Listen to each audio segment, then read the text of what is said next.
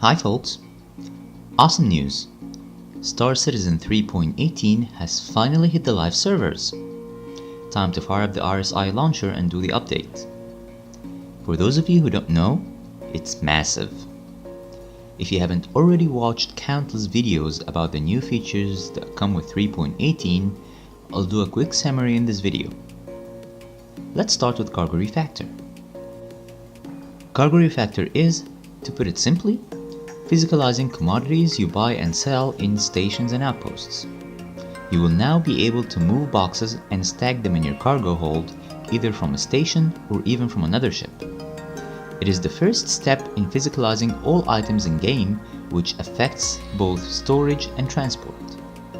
And that brings us to the next feature, Soft Death. Whenever a ship is destroyed, whether it's NPC or player owned, there is a chance that the ship does not explode and get disabled instead. When that happens, all personnel on cargo aboard the ship survive. That opens a brand new aspect of gameplay, with pirates boarding ships to steal cargo or survivors calling for help to salvage their stuff. Speaking of salvage, salvaging is now a brand new profession you can work in Star Citizen.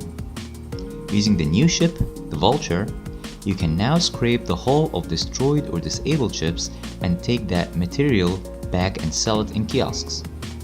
You can also use the Retaliators if you have a group of people. So far, it's like mining with no missions related to the field, but CIG promised to add salvaging missions further down the line. With salvaging, CIG introduced some simple crafting, allowing you to make multi-tools and some of its attachments in salvaging ships. It was promised that crafting will be further developed, allowing you to craft more stuff further down the line too. Another highly anticipated feature is racing. The game now has a bunch of racing missions and locations that you can visit either solo or with some friends and race to your heart's content. Horizon has witnessed some changes too.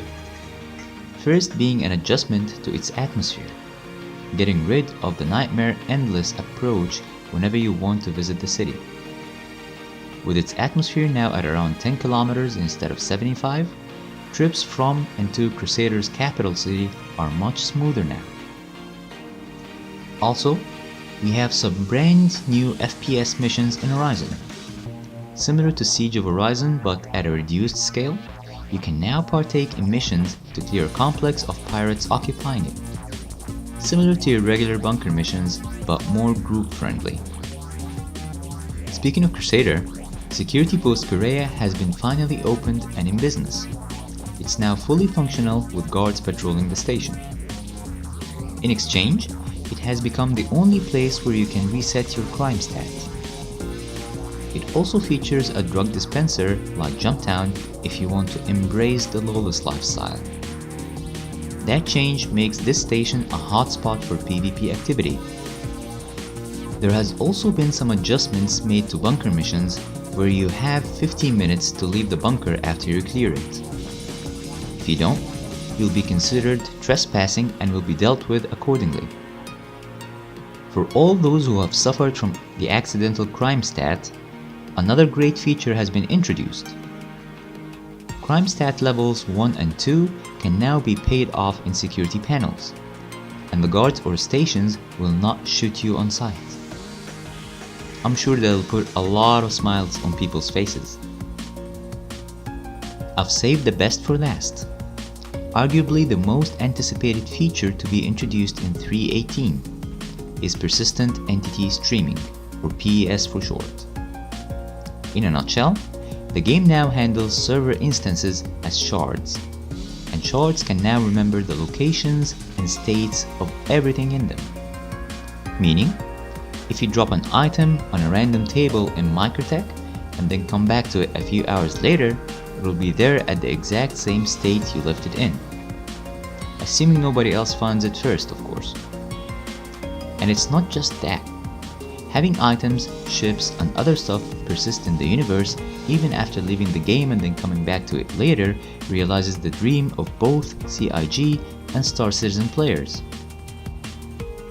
Along with PES, the limit of 3 vehicles that you can spawn at the same time has now been removed, allowing you to mobilize your entire fleet if you want. Another massive quality of life improvement I personally was waiting for. There are a lot of other changes and adjustments in this patch. I apologize if I missed any in this video, but I can safely say this patch is arguably one of the best changes Star Citizen has gone through in a while. What are you waiting for? Go download the update and let's meet up in the verse. That concludes today's episode. If you have a question, post it in the comments section down below and I'll be happy to answer. Please feel free to like and share the video if you enjoyed it, and subscribe to help me keep these videos coming. Thank you for watching. See you in the verse.